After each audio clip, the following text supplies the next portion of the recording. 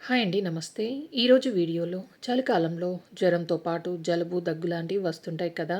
వాటిని నివారించడంతో పాటు skin గ్లోకి, hair fall control చేయడానికి ఒక మంచి ఇమ్యూనిటీ బూస్టర్‌ని ఎలా ప్రిపేర్ చేసుకోవాలో ఈ వీడియోలో చూద్దాం. పెద్ద, చిన్న తేడా లేకుండా ఎవరైనా దీన్ని తీసుకోవచ్చు. దీనికోసం ఒక అర కేజీ వరకి ఉసిరికాయల్ని తీసుకున్నాను.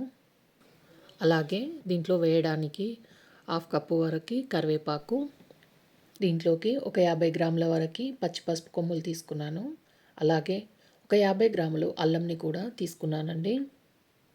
ఇప్పుడు ఈ ఉసిరికాయల్ని శుభ్రంగా కడిగి ఇలా ముక్కల్లాగా కట్ చేసుకొని తీసుకోవాలి.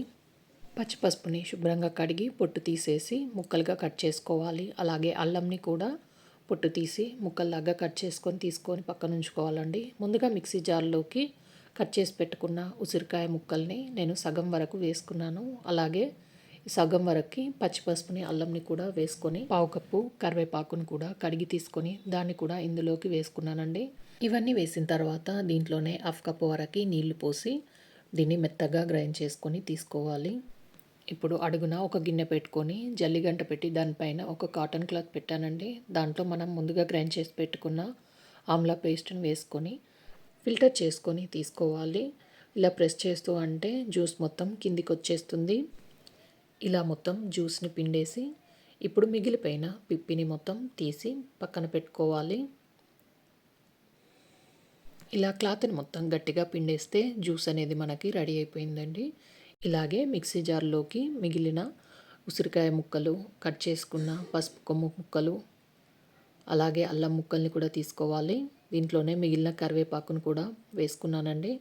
ఇప్పుడు ఇందులో కొన్ని నీళ్లు పోసి మెత్తటి పేస్ట్ లాగా గ్రైండ్ చేసుకొని మళ్ళీ దీన్ని వడపోసుకొని తీసుకోవాలి.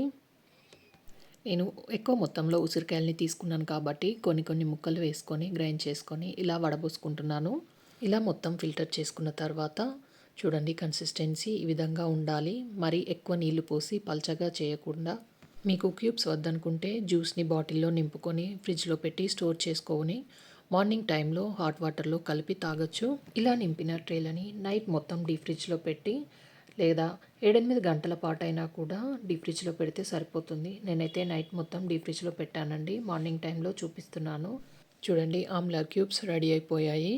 వీటిని ఇప్పుడు తీసిన తర్వాత ఒక 2 గ్లాసులోకి వేసుకొని హాట్ వాటర్ పోసి మిక్స్ చేసుకొని తాగాలి. ఈ డ్రింక్ని మార్నింగ్ టైంలో తాగొచ్చు, లేదా వీలు కాకపోతే ఈవినింగ్ టైంలో అయినా కూడా తాగొచ్చండి. ఈ డ్రింక్ నేను 1 మంత్ నుండి రెగ్యులర్గా తాగుతున్నాను. మంచి రిజల్ట్ కనిపించింది, అందుకే మీకు చేసి చూపిస్తున్నాను.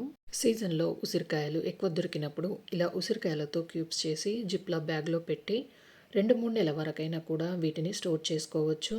తప్పకుండా మీరు కూడా ఒకసారి ట్రై చేయండి. ఈ వీడియో కనుక నచ్చితే లైక్ చేయండి, షేర్ చేయండి, సబ్స్క్రైబ్ చేయండి. Thanks for watching.